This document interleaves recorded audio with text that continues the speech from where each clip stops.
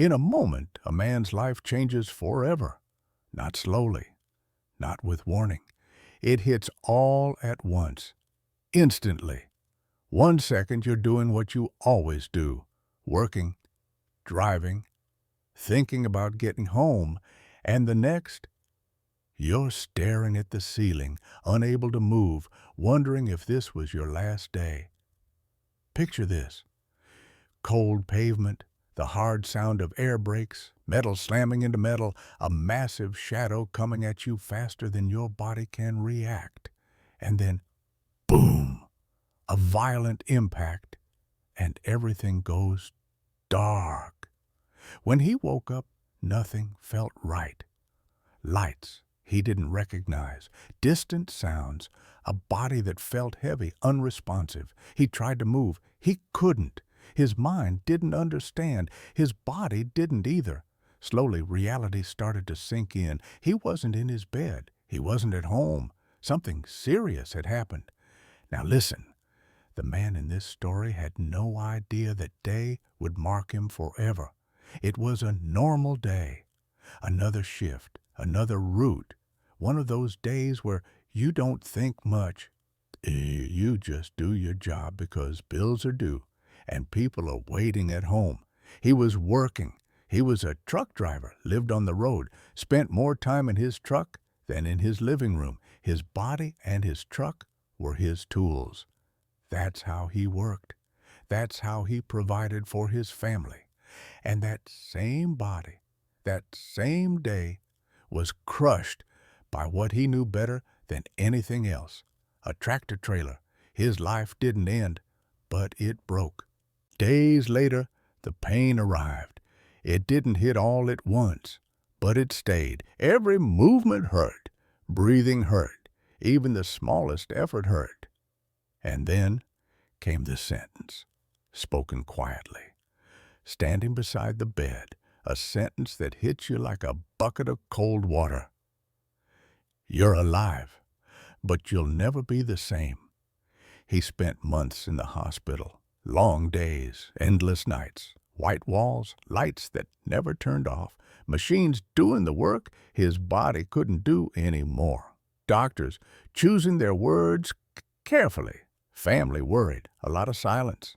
Scars, daily pain, a body that no longer responds when you tell it to, and this is where the hardest part began. Surviving the accident was the easy part.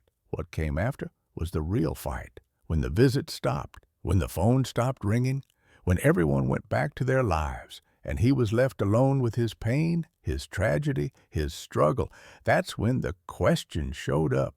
What now? What am I good for like this? How do I provide for my family? How do I move forward when my own body won't cooperate? This is where many men break. Not when the impact happens, but when life keeps going and you don't know how to continue. The temptations didn't come all at once. They crept in slowly. First exhaustion, then frustration, then the desire to stop living, depression, alcohol, pills, destruction, not as one big decision, but as small escapes that slowly turn into habits. He could have stayed there, and no one would have blamed him. But something stopped him. Maybe it was his strength. Maybe the pain built up inside him. Maybe the courage he still had left, or the conviction not to quit. But more than anything, it was responsibility. A family that depended on him, mouths to feed, a home that couldn't fall apart even if he felt broken. Little by little, the pain stopped asking, "Why me?" and started asking something harder. "What are you going to do now?" That question changed everything. Because pain doesn't break men. What breaks men is hopelessness, loss of purpose, paralyzing guilt, extreme isolation, the feeling of total failure right there. Hurting, limited, frustrated.